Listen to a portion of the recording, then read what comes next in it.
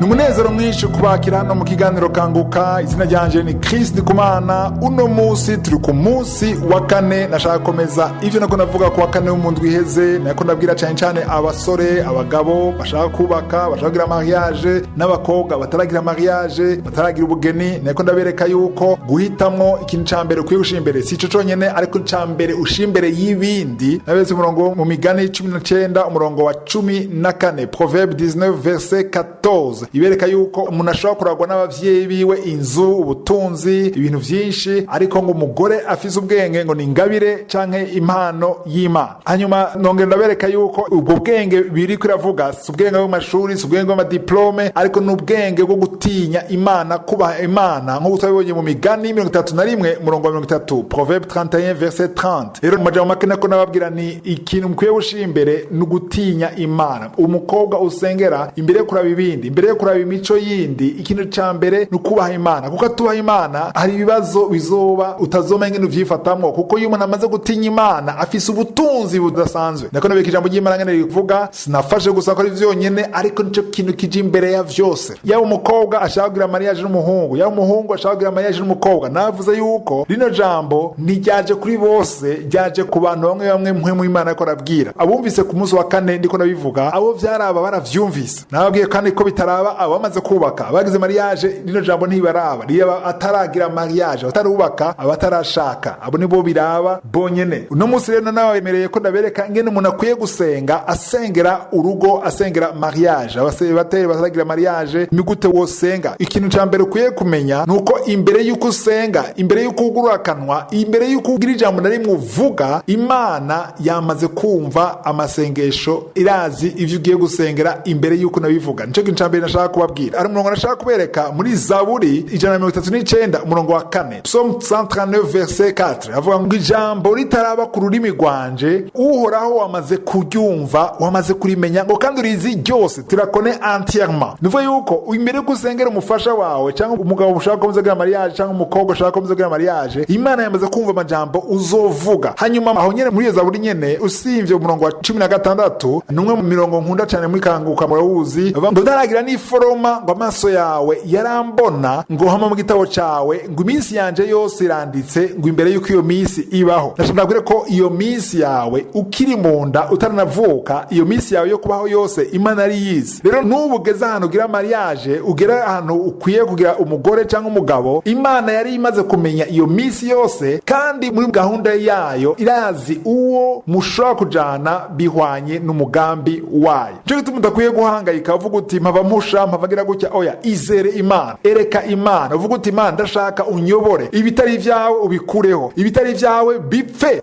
Usenge gutyo, uvuga uti ibitari vyawe bipfe, ivyawe bikomere, bishikame kandi bimpa amahoro, umenye ko ari Imana. Mwibuke yuko ubwa mbere gutinya Imana, umenye ko atinya Imana, hanyuma ugasenga witeguye kwakira ubugombe bw'Imana niyo butandukanye n'ubwiwawe. Hari abasenga bavuga ati Mana ndashaka bibe kuko ndabishaka, kuko ndamukunda, kuko ajanye n'ivyo nkunda, ajanye n'amaguyi wanje. Oya, senga uvuga uti Mana ndumva nsunitswe kandi arubaha Imana, ndavyifuza umutima ndabishaka, ariko bibe ukugomba. Musenge gutyo. Yenye jambo nashaka kubabwira no munsi, kandi hana nashaka kubereka ni muri Yohana wa mbere igice ca 5 umurongo 14-15, 1 Jean 5 verset 14-15, herekana yuko ngo yusenze ibintu bihwanye n'ubugombe bw'Imana, Imana iratwumviriza, kandi nimba twumviriza twamaze kuronka iyo twasavye. Nuvuga yuko uriko urasenga, usengera umugore, mukobwa ari mu mugambi w'Imana, cyangwa umugabo ari mu mugambi w'Imana, bihwanye n'ubugombe bw'Imana, Imana irabijamo, kandi ngo wamaze kuronka ivyo wasavye nubwo utarabibona. Ucuhagarara rero ku isezerano uvuga uti ndashaka ivyo Imana yateguye arivyo biba, niho uzoba amahoro kandi udahusha umugambi w'Imana.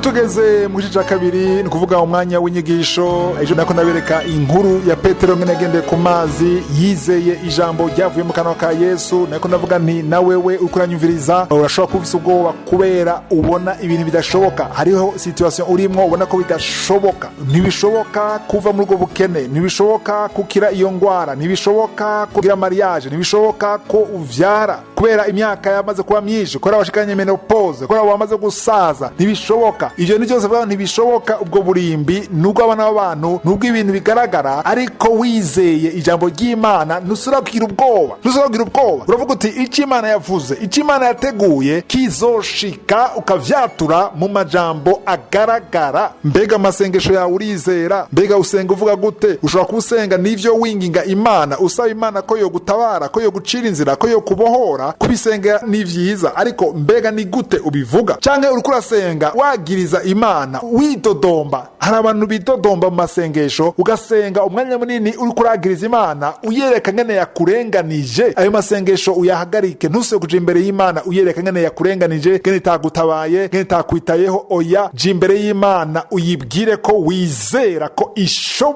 ishobora gukora ivyo yonyene yavuze. Ndakunda gushinga inama abantu kenshi niko ndigisha, ndababwira ngene mariage yanje yagenze. Hari mu 2009 igihe namenyana na madamu wanje, yarakiri muri Canada, je sinabwamubone na rimwe. Yari yakiri umukobwa ari muri Canada yiga kandi akora, nubwo yari afise ubuzima bwiza, yari afise akazi, yari afise ahantu yiga par correspondance. Hanyuma jewe nari mu bukene, sinarishobora no kuriha aho mba, naba ku kazi aho ministeri yari iri, nagiye kuraraho ntafise n'igitanda, ntafise na salon, takintu na kimwe mfise. Hanyuma tumaze kumenyana, byamaze kugaragara ko Imana yamaze kumbwira ko atujya n'umugore wawe, nawe nyene Imana yamaze kumwereka yuko jenzo w'umugabo wiwe. Hanyuma byasaba yuko umwe muri twebwe asanga uwundi ahari. Abantu bose mu vyagaragara babona yuko jewe ntegeza kugenda muri Canada nkamusangayo, tugira mariage nkamusangayo. Ariko je Imana yambwira ati umuhamagaro wawe ndagukeneye mu gihugu c'u Burundi. Hanyuma muri iyo minsi nyene nkiko nasenga mwijoro, mbona umumarayika araje mwijoro arambarira ngo mbega urizera yuko uriya mukobwa ashobora kuva muri Canada agaheba biriya bintu vyose afise, kariya akazi akagaheba, buriya buzima bwa hariya biteye imbere akabuheba, akaza muri kino gihugu c'u Burundi kubana nawe? Ndamubwira nti ego ndavyizera. Mugana mwishuye ndaba hasi, umumarayika arambwira ati bimbwire undaba mu maso.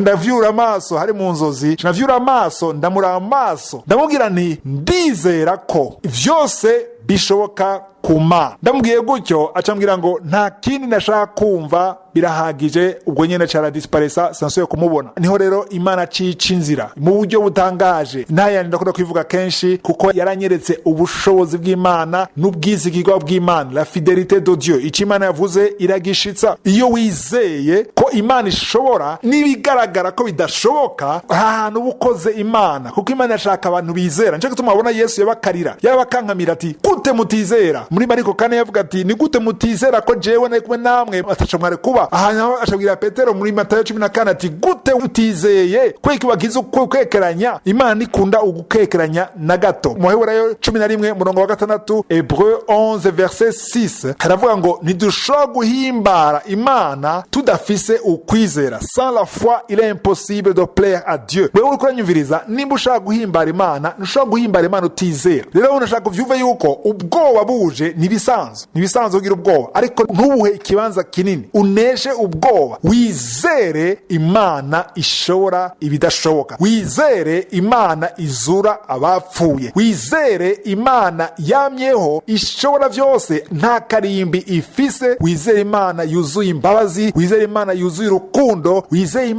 Imana itabesha. Iyo uyishize kwa maso kurya Petero yagendeye ku mazi, nawe kumbure nzogendera ku mazi, ariko uzoshobora gukora ibintu bitangaza abantu bose bizeye Imana baratangaje abantu, kuko uzosanga ugiye mu buzima butajanye na nivo yiwawe, bitajanye n'amashure yawe, bitajanye n'umuryango wawe, bitajanye n'ivyo wize. Imana yakagucisha ahantu iyo nyene ishaka gucisha. Imana yanezerwa cyane n'abantu bizera. Iyo wizeye Imana utuma ishaka kugaragaza ubushobozi bwayo. Imana yakunda gose abantu bizera, ariko mwibuke yuko twigeze kugira inyigisho no muri Kanguka y'ukwizera kutarimwo ubwibone. Urashobora kugira ukwizera ariko ukagira ubwibone. Ni vyiza ko ugira ukwizera ariko ukwizera kwawe kubemwo uguca bugufi. Ushizemo ubwibone uko kwizera kwawe kwa gupfuye. No musi abana b'Imana bafise ukwizera kwinshi ariko kuzuyemwo ubwibone, bakabona yuko twe turabana b'Imana dushobora kubura ikintu na kimwe, twebwe ibintu byose birakunda, twebwe tungana na Yesu, turi ku rundi rugezo, nibisanzwe turabami. Bakavuga amajambo yuzuye mu bwibone kandi yo gusuzugura abandi bari mu maesheke. Nashaka uce bugufi uvuga uti Imana ibishatse nzokora ibi na biriya. Imana ivuze ijambo na rimwe